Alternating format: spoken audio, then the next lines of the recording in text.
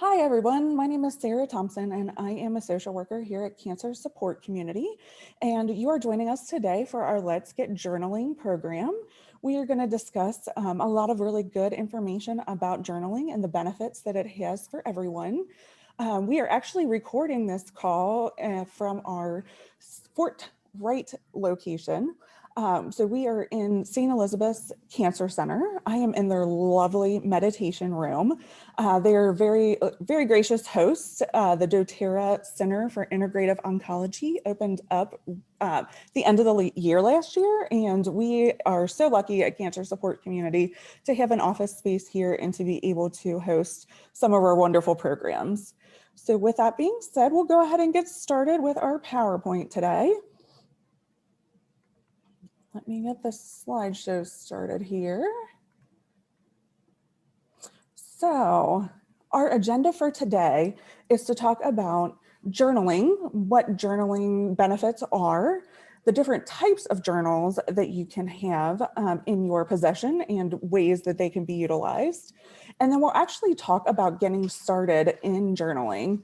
So journaling can be very healing for anybody, both patients and for caregivers, and we'll talk about that during this program today. The objectives of our program are to be able, at the end of this program, everybody should be able to define journaling, also be able to identify the physical and mental health benefits of journaling, differentiate between the types of journals available, and to be able to begin your own journaling experience to benefit your health. So journaling, big fancy definition from Merriam-Webster, is a record of experiences, ideas, or reflections kept regularly for private use. In very simple terms, it's writing down your thoughts and feelings to understand them more clearly. And you'll see when I say writing down, it doesn't necessarily mean with pencil and paper. There are other ways to journal. We'll get to those. And a really interesting statistic I found was over 1 billion people in the world maintain some sort of journal at any point in time. So it is obviously a very productive and wonderful tool to use to maintain your physical and mental health. And what was really interesting in the research that I found when I was putting this presentation together is that the effects of journaling can have the same impact on physical and mental health as actually going to traditional talk therapy or counseling one-on-one. So I thought that was really cool. Sometimes people feel really uncomfortable going and talking to other mental health professionals about the issues that they're experiencing, so they can get some of the same effects of going and speaking to those professionals by actually just doing a little journaling. So some of the physical health benefits that are associated with journaling, there is actually a lot of proof in the American Psychological Association showed that journaling on a regular basis can help boost your immune health and support overall health in patients with chronic health conditions. You can use a journal to help track your symptoms day to day so you can recognize your triggers and learn ways to alleviate your physical symptoms. Also, there's other research that shows journaling can help with actually increasing your memory, improving your communication skills, and allowing for better sleep, which I don't know anybody that couldn't use some assistance with sleep right now. I feel like it's a really stressful time and that could be really beneficial. Some of the actual mental health benefits of journaling, it provides an opportunity for positive self-talk and identifying negative thoughts and behavior patterns. There has been a lot of research done to show that it can help people heal from stress and trauma. It can also help gain control of emotions and improve your mental health in ways such as managing anxiety, reducing stress, helping cope with depression, increasing mindfulness, and bringing about more self-confidence. So when someone receives a diagnosis of an illness like cancer, it can be a traumatic experience to those who are impacted and can result in high levels of distress. And this is not just for patients, this is also for caregivers as well. And research has shown over the years that living with increased distress can actually lead to a decreased immune functioning in those who are living with that distress. And As we know, cancer already can deplete your immune system. So adding that additional stress onto your immune system can definitely be have a big impact and put people at risk for other illnesses. And then in terms specifically of cancer, we find at Cancer Support Community, there are about 3 universal challenges of cancer. And this happens regardless of your diagnosis, regardless of your stage of cancer, and also regardless if you are a patient or a caregiver. The first thing that's experienced is the loss of control. When you get that initial diagnosis or you're finishing treatment and you're facing survivorship, you can oftentimes have a significant loss of control in how your life plans might be spiraling out of control. The things that you wanted to do, you might not be able to do anymore. So there definitely is a loss of control when it comes with cancer, when it comes to cancer specifically. The second challenge is a loss of hope, and this can definitely lead to increased distress and can also have an impact on your immune system. Another really positive benefit about journaling is it can provide hope once you sit through and process the emotions that you're feeling and see that there might be a pattern or some triggers that you can overcome to improve your quality of life that can actually increase that hope and work with a lot of different positive thinking, and we'll see how some of these other benefits can play out with journaling. The third universal challenge is unwanted aloneness. And so, sometimes it's nice to be able to vent to someone you know is not going to freak out on you if you vent to your journal. It also is nice to be able to put your private thoughts and feelings down on paper. Things that you might not be able to speak to your loved ones about that can actually increase the amount of camaraderie and partnerships that you have. So you'll see there's some really great information that has come through with the research studies being done on journaling. Now, there is some drawbacks to journaling, and I wanted to make sure we definitely touched on this subject. It's important to know that journaling can sometimes have a negative effect on your behavior and your well-being.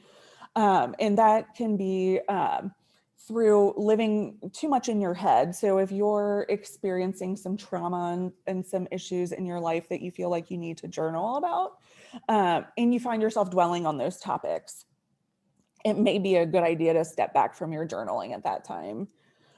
If journaling becomes an issue where you think about how you're recording your experiences instead of actually working with your experiences and living what's happening, it can definitely have a negative impact on you.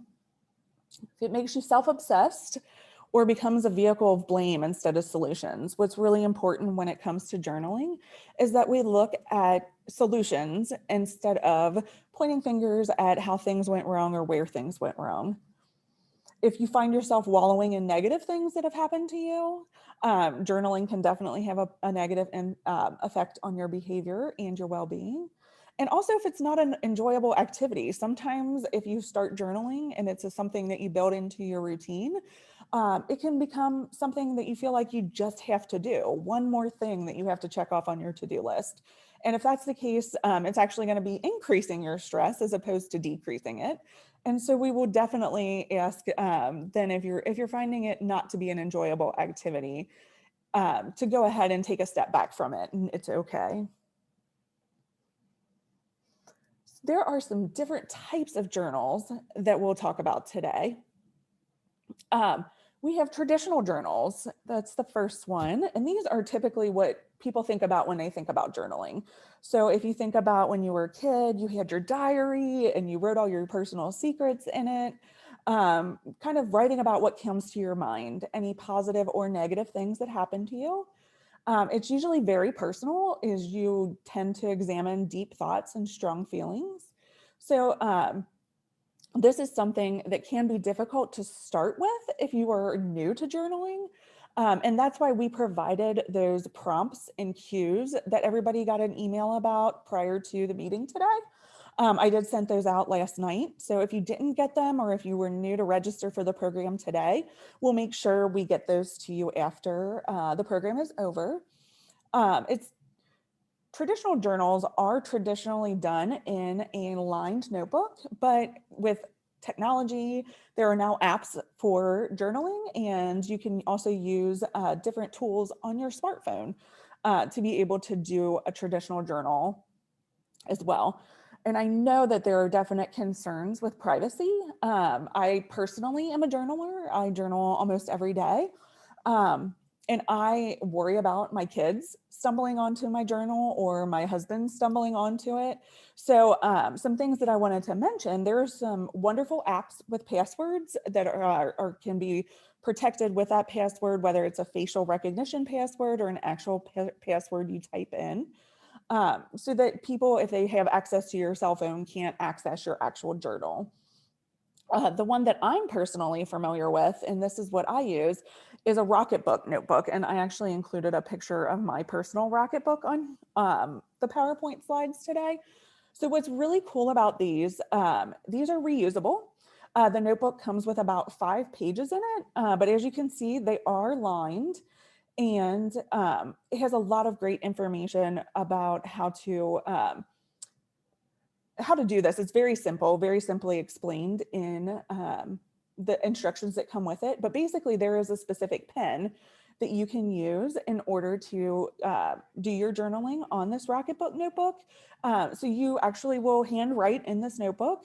And then there's an app that you can download on your smartphone that allows you to take a picture and store your journal entries on a cloud service, so that after you're done writing, you write your deep, dark thoughts on there, and then you can erase it really easily so that you don't have to stress out about people finding it. I have 2 teenage sons who are into everything.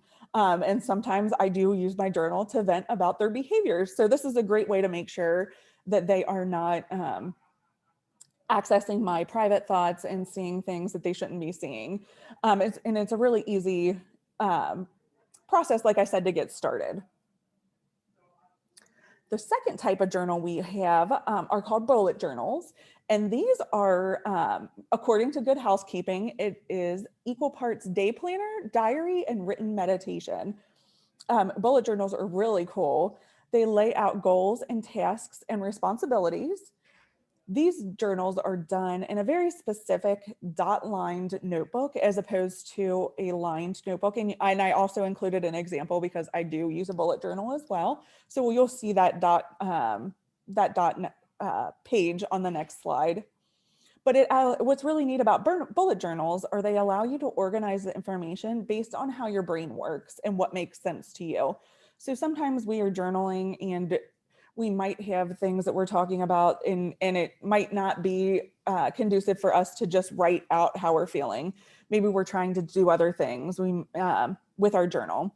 So when we do have these bullet journals, you're allowed to set things up the way that makes sense to you. And I'll show you guys on the next screen kind of what one of mine looks like. There are some drawbacks to bullet journals. They can be quite time consuming to set up and use, and also can require a lot of creativity.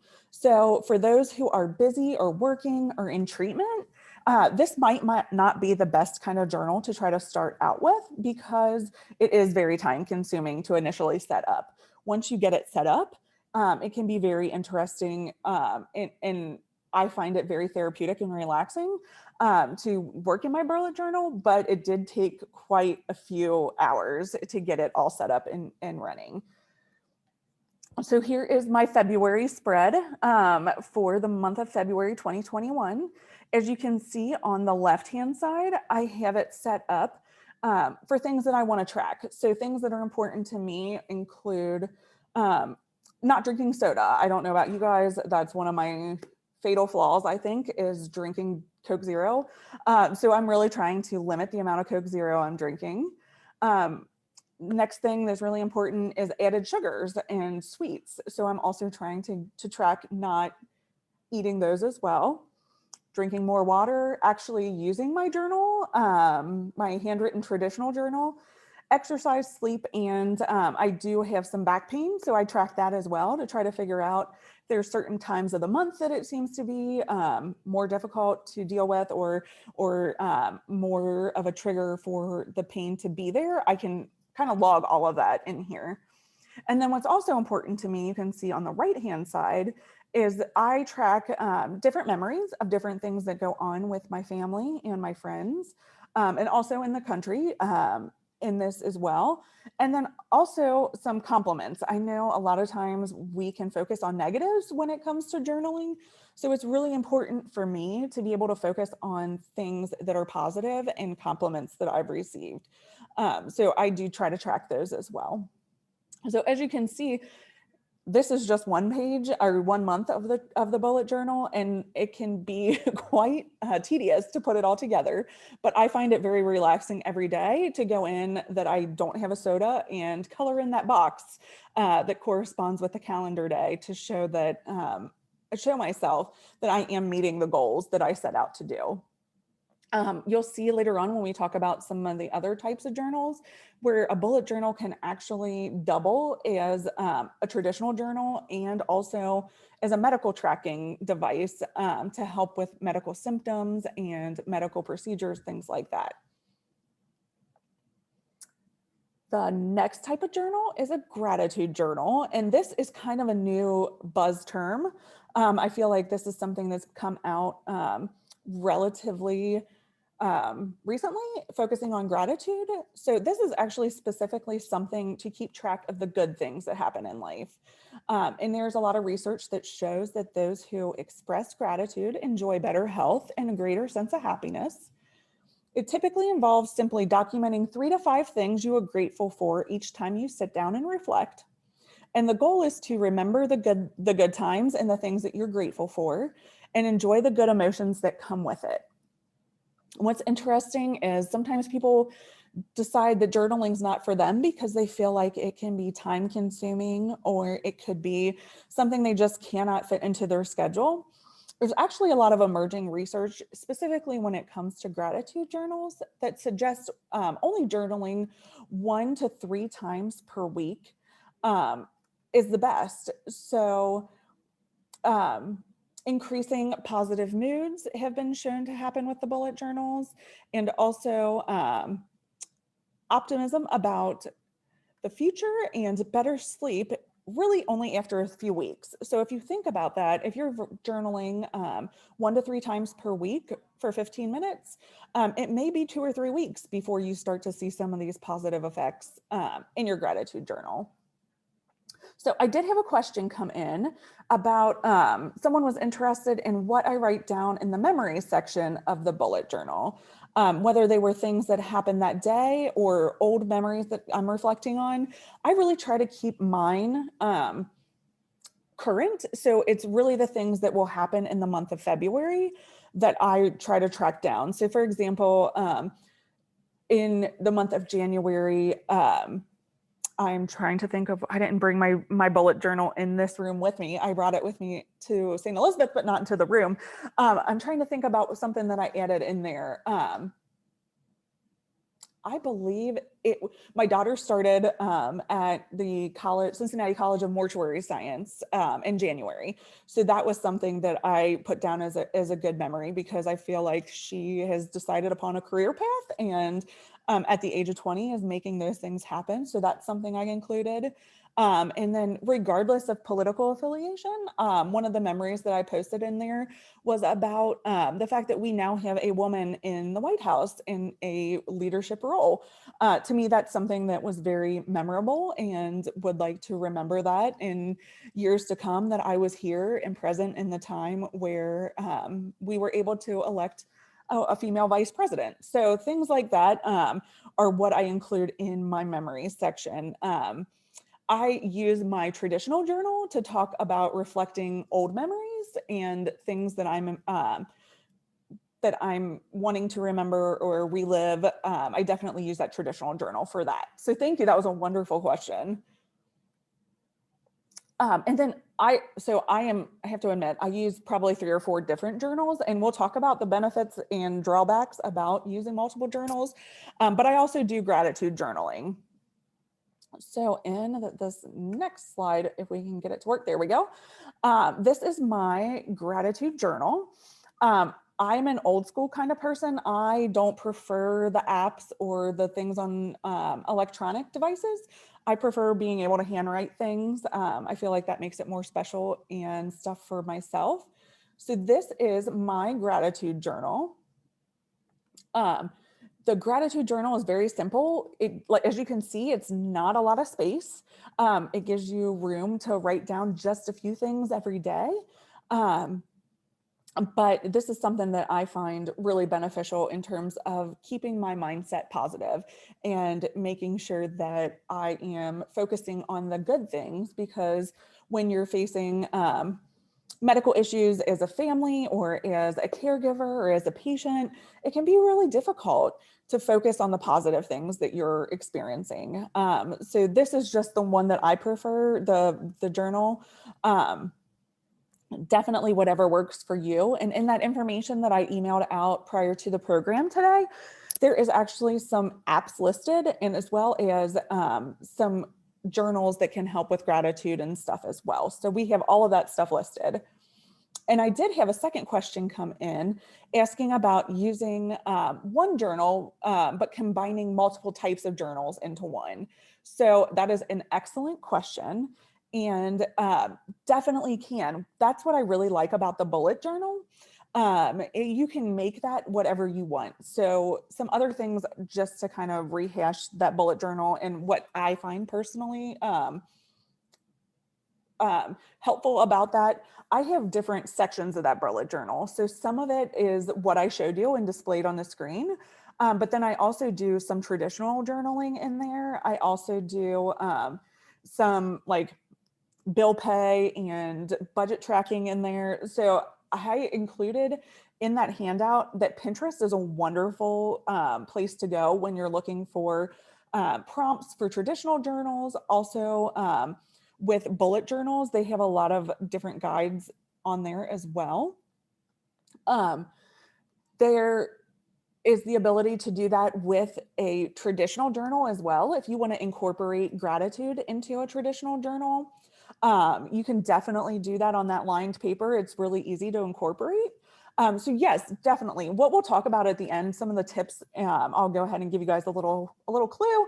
One of them is actually to make sure that when you're journaling, that it is something that works for you and there's no right or wrong way to journal. Definitely, sometimes people can get stuck on, is what I'm doing going to help, or is what I'm doing good? We'll talk about reevaluating how you're feeling and stuff when we get to the end of the presentation. I did get another comment on the chat box. So one of our participants said that she has a special journal just for positive items. She actually got it at Ollie's, and on the front it says, "Have a beautiful day."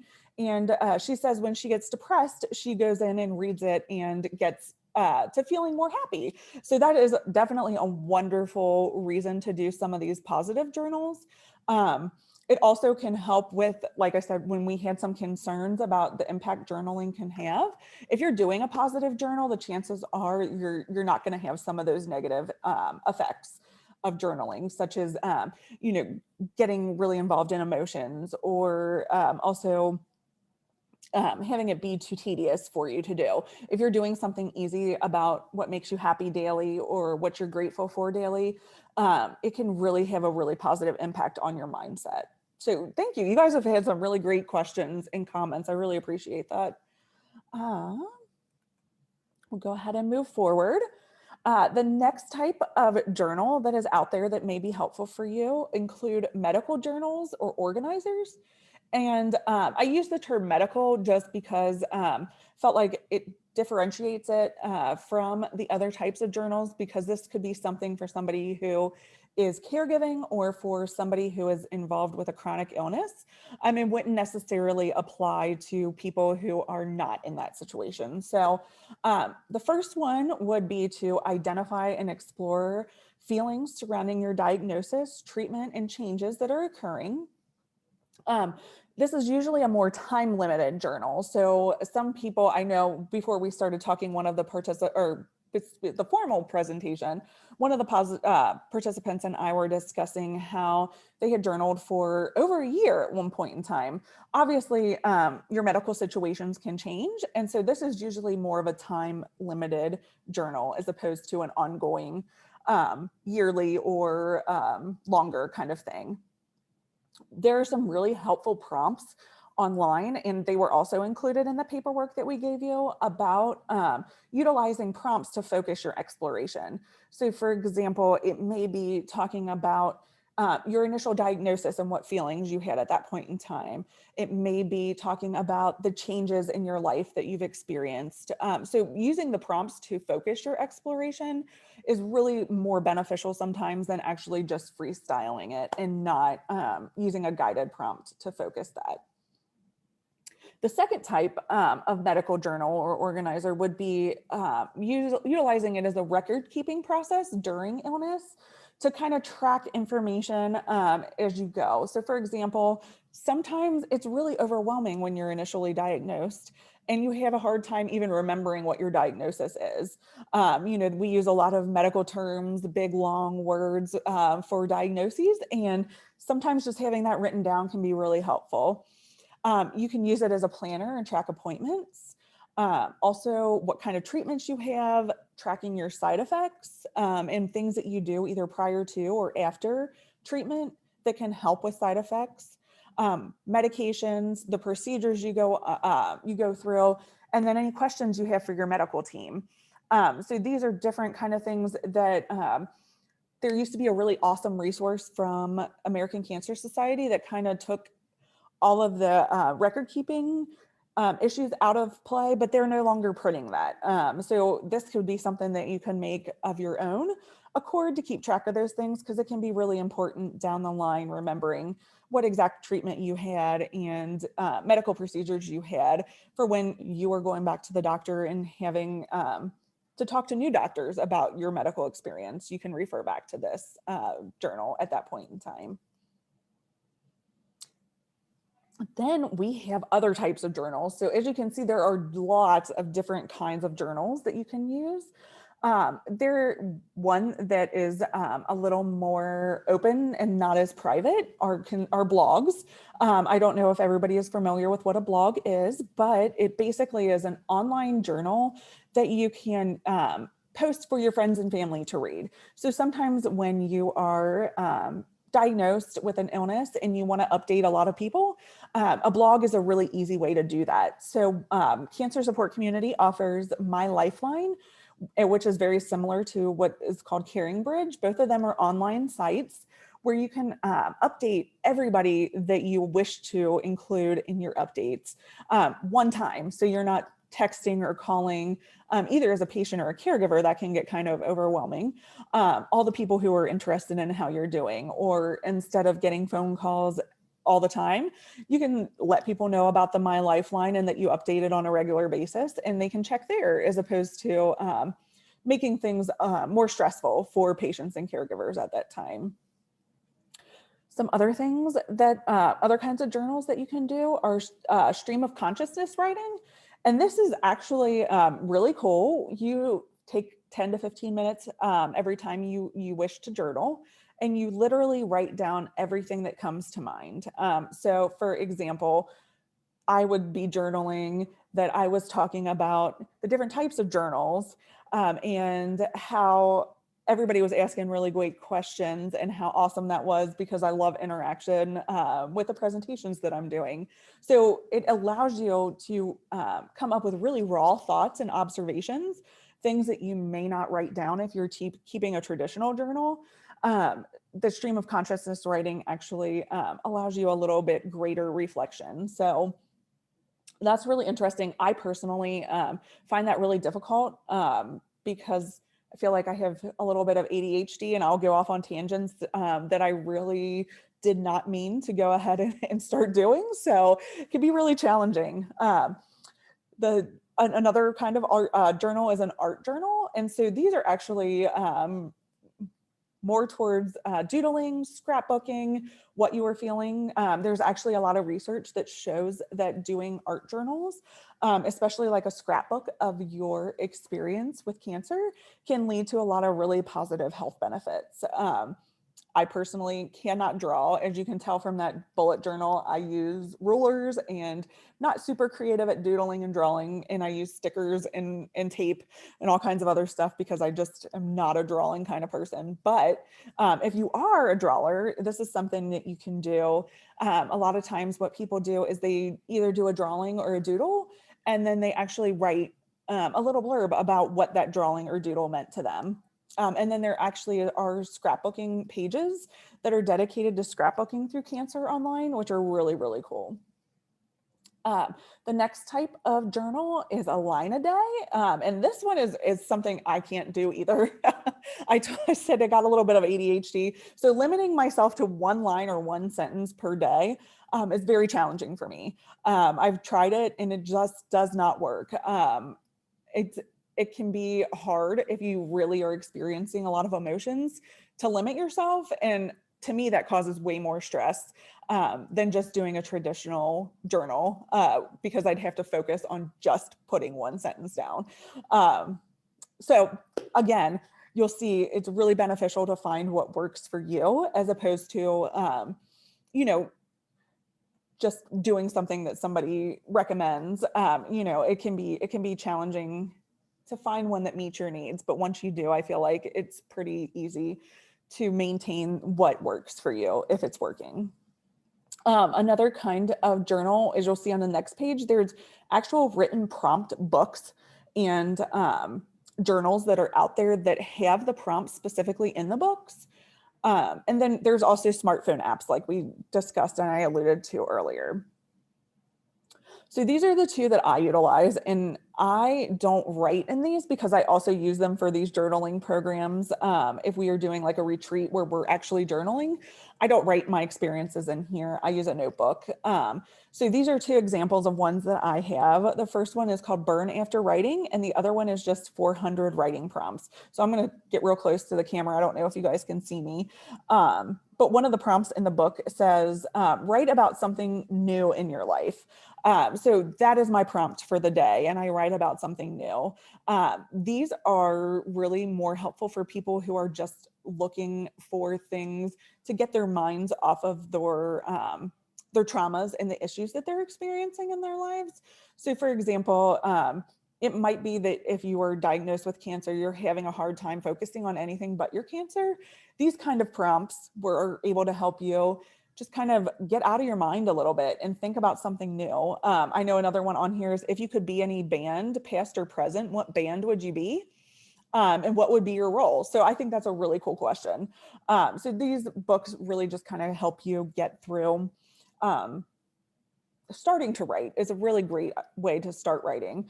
And these are just two examples of prompt books. I know that there are some others that are listed in the information that we sent out that are specific to happiness or specific to gratitude, things like that, to where there's prompts, but it relates to a specific theme. So they're really, really easy to get started with if you have the opportunity to purchase one like these. So I know I told you guys I keep track of I have multiple different kinds of journals just because that's something that I really enjoy doing. So I wanted to make sure we talked about how there are some pros and cons to keeping multiple types of journals. Some of the pros include you're able to keep track of multiple areas of interests.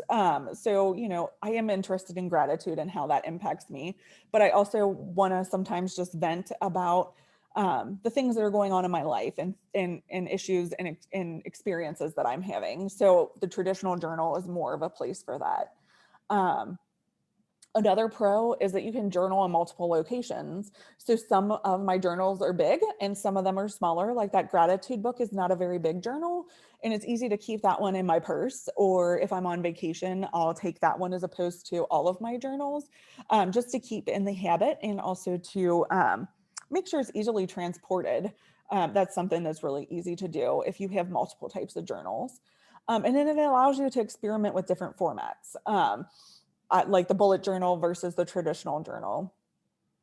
Some of the cons, and these, definitely depends on why you start journaling. It can seem very overwhelming if you have multiple types of journals. And that's why a lot of people like the bullet journal, because they can do everything in one physical journal as opposed to having multiple journals all over the place. If it's causing you extra stress, again, it's something that's not going to benefit your health. And so, sometimes keeping multiple journals can be overwhelming. And then in regards to the entries that you have, if you're doing multiple journals, it can feel kind of redundant at times. If you're having a really great day in your traditional journal and you're talking about some of the things that make you happy, and then you keep a happiness journal too, you could feel like you're writing about the same thing, and that can kind of get old after a while. So it can actually cause a little bit more stress in that regard as well. It also may affect the depth of your entries. If you have 3 or 4 different types of journals that you're doing, you might not want to write as much. And the purpose behind keeping a journal is to examine and explore the issues that you're dealing with. And so if you're not being as specific and in depth as you can be, you're not going to get the benefits from it that you can have. So if you're new to journaling, my suggestion would definitely be to pick one and start there. And then after you get used to that, moving on to a second, if you are interested in keeping multiple types of journals, or focusing on the bullet journal and being able to make that as personalized, and doing multiple types of journals in one physical journal would probably be the best way to start. So we'll talk now about actually getting started in journaling and how to do that. This picture I thought was really cool because I felt like it really symbolized what a scrapbook journal kind of looks like. So they do have pictures, and it looks like a souvenir from Disneyland, but they also have some writing on the page and talk about their feelings. You can't really see it because it's really small. But it was a really great example of how creative you can get with your journal. So it doesn't always mean just paper and pencil. So some tips on how to start journaling. The first thing you're going to do is you're going to try to choose the type of journal that you'd like to start with. And like I said before, you might have to experiment a little bit to find out what works for you the best. The easiest way to start a practice of journaling is to set aside time for your writing. Build it into your routine. So for me, it really is easy for me to do my bullet journal in the morning. So I purposefully wake up about 15 minutes earlier than my family does. So I can sit at the table, have a cup of coffee, it's quiet, and it's a secure time and space. Nobody's going to come and interrupt, and sit there and do that journaling for 15 minutes every day.